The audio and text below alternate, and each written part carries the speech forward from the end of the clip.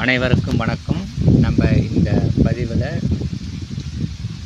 ஆதி மகா சரஸ்வதி வழங்கிய பிரபஞ்ச ஞானத்தை பற்றி பார்த்துட்டு வரோம். இப்போ நம்ம பார்க்க போவது இரண்டாவது பிரபஞ்ச ஞானத்தை பற்றி சொல்லியிருக்காங்க. அது என்னன்னு பார்க்கலாம். ஓம் ஸ்ரீ ஆதி மகா சரஸ்வதியே போற்றி போற்றி. பிரபஞ்ச ஞானம் தசமி அருளுரை 2. ஓம் ஸ்ரீ ஆதிமகா சரஸ்வதியே போற்றி. பிரபஞ்ச ஞானம். பிரபஞ்சம் என்பது இயக்கத்தின் ஓர் அங்கமே. இயக்கமற்ற தன்மைக்குள் நிலைக்கும் இயங்கும் பிரபஞ்சமானது எண்ணற்ற நிலைகளை உள்ளடக்கியது. ஆதி மகா சரஸ்வதியாகிய யாம் பிரபஞ்ச ஞானம் போதிக்க முயல்கின்றோம்.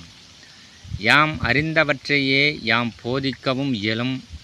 இப்பிரபஞ்சத்தை இயக்கும் தெய்வமாய் யாம் நிலைத்தாலும் இயங்காத மூலம் எது என்று இத்தருணம் வரை யாம் தேடியே அலைகின்றோம்.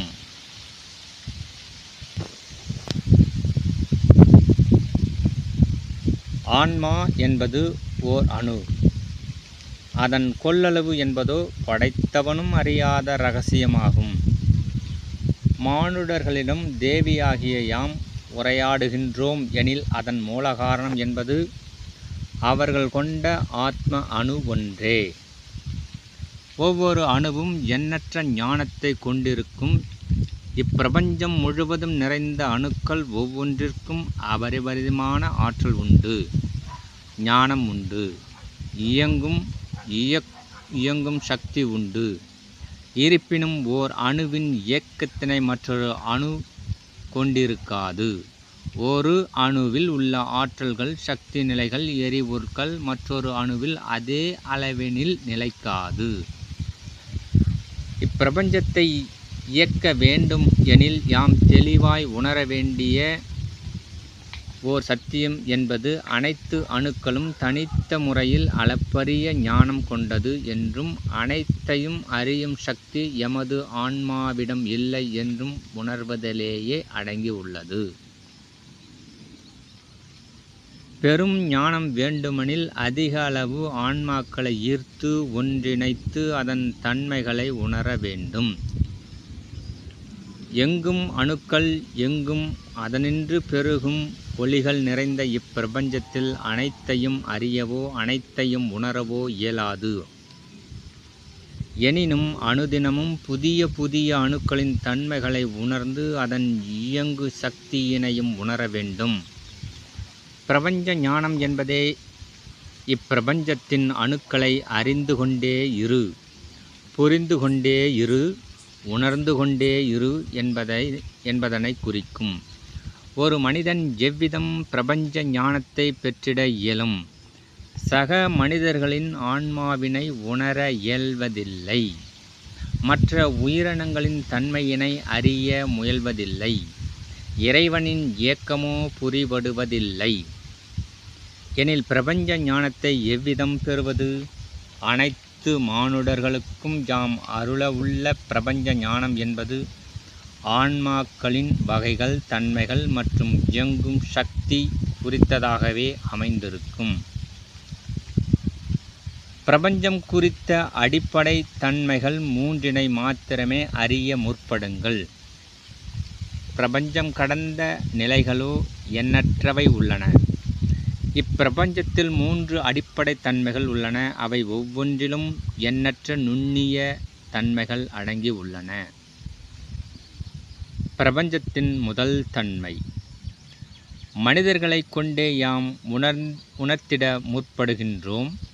மனிதர்கள் யாவரும் எத்தனை வகை உயிரினங்கள் உள்ளன என்றும் அவற்றின் மாறுபட்ட தன்மை குறித்தும் ஆராய்ந்து கொண்டே இருப்பர். எனில் இப்பிரபஞ்சத்தின் முதல் வகை இயக்கம் என்பது மனிதர்களால் பிற உயிர்கள் குறித்து அறிவதற்கு உருவாக்கப்படும் இயக்கமாகும். மற்ற உயிரினங்களான தாவர வகைகள், விலங்கினங்கள், புழு பூச்சிகள், பறவைகள் போன்றவற்றை அறிவதற்கும் அதன் தன்மை, இயங்கு சக்தி, அதனால் மனிதர்கள் பெறக்கூடிய பலன் ஆகியவற்றை குறித்து அறிவதற்கும் உழைக்கின்ற மனிதர்களை இப்பிரபஞ்ச இயக்கத்தின் முதல் வகை தன்மை பெற்ற மானுட ஆன்மாக்கள் என்றே உணரலாம். பிரபஞ்சத்தின் இரண்டாம் தன்மை. மனிதர்களில் ஒரு வகை பிரிவினர் சூழ்கின்ற கல், மழை, தாவரம், சமுத்திரம் என அனைத்து நிலைகள் குறித்தும் ஆராய்ந்து கொண்டிருப்பர். இரண்டாம் பிரிவு மனிதர்கள் தன்னுடைய அறிவு, புரிதல் மற்றும் உணர்வு நிலைகளை ஆராய்ந்து கொண்டே இருப்பர். ஒவ்வொரு மனிதரின் மாறுபட்ட ஆற்றல் குறித்தும் சிந்திப்பர். மேலும் மனிதர்களை கொண்ட மனித அறிவுதனை, மனித உணர்வுகளை ஆராய்ந்து அறிய முற்படுவர். மனிதனை மனிதன் ஆராய்வது, உணர்வது போன்ற நிலையே இரண்டாம் பிரிவு பிரபஞ்ச ஞானமாகும். பிரபஞ்சத்தின் மூன்றாம் தன்மை. ஒரு மானுட ஆன்மாவோ அன்றி விடுதலை அடைந்து விண்ணேறிய ஆன்மாவோ மாறுபட்ட முறையில் சிந்தித்து இப்பிரபஞ்சத்தை அறிவதே இப்பிரபஞ்சம் படைத்திட்ட மூன்றாம் தன்மையாகும். சில மனிதர்கள் விடுபட்ட ஆன்மாக்களின் தொடர்பு நிலையை பெற்று அவர்களது இயக்கம் குறித்து அறிந்திட முற்படுவர். அதனை போன்றே விண்குலத்து ஆன்மாக்கள் ஒவ்வொன்றும் இப்பிரபஞ்சத்தினில் சுற்றித் திரியும் எண்ணற்ற ஆன்மா அணுக்களின் ஒளித்தன்மை கொண்டு அவற்றின் வகை, ஆற்றல், இயங்கு சக்தி போன்றவற்றை பிரித்து ஆராய்வதில் முனைந்திருப்பர். விண்ணில் சுற்றித் திரியும் ஆன்ம அணுக்களை உணர உணர பிரபஞ்ச சக்தியானது பெருகும். சிறு சக்தி நிலைகளை ஆராய்ந்து அறிந்தால் சிறு ஆற்றலை கிட்டும். பெரும் அணுக்களின் தன்மைகளை ஆராய்ந்து அறிந்தால் பிரபஞ்ச ஞானம் கிட்டும். தெய்வ நிலையினை எய்திய ஓர் ஆன்மா விண்ணில் உலாவரும் எண்ணற்ற அணுக்களின் தன்மைகளையும் அதன் ஆற்றல்களையும் பிரித்து உணரவே முற்படும். பிரபஞ்ச ஞானம் என்பது பரந்து விரிந்தது. ஆதிமகா சரஸ்வதியாக திகழும் யாம் ஆற்றிய நுண்ணிய செயல் என்பது இப்பிரபஞ்சம் முழுவதும் பரந்து விரிந்து பயணித்து எத்தனை வகை அணுக்கள் உள்ளன, கூட்டமாய் ஒன்றிணைந்து அவை எத்தகைய தன்மைகளை வெளிப்படுத்துகின்றன, அதன் செயல்பாடுகள் மற்றும் ஆற்றலின் வீரியம் எத்தகையது போன்ற நுண்ணிய சக்தி கொண்ட புரிதலை உருவாக்குவதே காரணம் என்று உணர்க. இப்பிரபஞ்சம் முழுவதும் பரவி சென்று எத்தனை வகை அணுக்கள் உள்ளன, அவை எச்செயல் ஆற்றுகின்றன என்பதனை அறிந்து தெளிந்து உணர்ந்து கொண்டால் பிரபஞ்சத்தை இயக்கும் உத்தம ஞானம் கிட்டும். அன்பு நிறைந்த மானுட ஆன்மாக்களே, முதலில் தெளிவான சிந்தனையை ஏற்றிடுங்கள். நீ எதனை குறித்து சிந்திக்கின்றாயோ அத்தன்மையினையே பெறுவாய் என்பதை உணர்ந்து உணர்வுகளால் உயர்வடைந்து இப்பிரபஞ்ச இயக்கம் தன்னை உணர்ந்து இறுதியில் இயங்காத பெரும் தன்மை எனும் அற்புத ஞான வாயில்கள் எங்குள்ளன என்றே தேடி அடையுங்கள். பிரபஞ்சம் எங்கிருந்து உதித்தது? இதில் சுற்றித் திரியும் எண்ணற்ற அணுக்களின் நிலை என்ன? கழிவுகளோ தாழ்வு நிலைகளோ அணுக்களுக்கு உருவாகுமா? போன்ற சிந்தனைகளால் வலுத்து அஞ்ஞானம் நீங்கி மெய்ஞானம் பெற்றிடுங்கள். உயர்ந்தவற்றை குறித்து எண்ணினால் உயர்வடையலாம் எனும் தத்துவமே மிக மிக உயரியது. பிரபஞ்ச ஞானம் என்பது பிரபஞ்சத்தில் சுற்றித் திரியும் அணுக்களின் பேராற்றல்களை உணர்வதில் அடங்கியுள்ளது. தொடர்கின்ற வளர்பிறை தசமி திதிகளில் யாம் சுற்றித் திரியும் அணுக்கள் குறித்து விளக்கம் நல்குவோம். அவையாவும் பிரபஞ்ச அணுக்கள் என்பதனை உணர்ந்து ஏற்க கடவது. பூரண ஆசிகள். அன்னை இந்த ரெண்டாம் பிரபஞ்ச ஞானத்தை 3 விதமான தன்மைகளை எடுத்து சொல்லியிருக்கிறாங்க. ஸோ அடுத்த பதிவில் எந்த மாதிரியான பிரபஞ்ச ஞானத்தை எடுத்து சொல்கிறாங்கன்னு பார்க்கலாம்.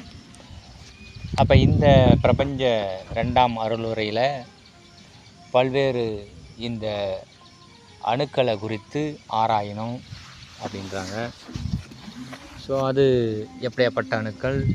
தெய்வ அணுக்கள், பல்வேறு உயிரினங்களுடைய அணுக்கள், விண்ணிலே காணக்கூடிய அணுக்களை பற்றி, கூட்டமாக உள்ள அணுக்களை பற்றியெல்லாம் நீங்கள் ஆராய்ச்சி பண்ணிங்கனாக்கா மிகப்பெரிய சக்தி நிலைகள் உருவாகும். அதன் மூலமாக அணுக்களின் தன்மைகளை நீங்கள் பிரபஞ்சத்தில் இருக்கக்கூடிய அணுக்களை தன்மைகளை நீங்கள் உணர்ந்து புரிந்து அதனோடு இணக்கமடைஞ்சாக இந்த பிரபஞ்சத்தையே இயக்கக்கூடிய ஆற்றல் பெற்றிடலாம். இது பூரண ஞானமும் சித்திக்கும் என்று சொல்கிறாங்க. நன்றி.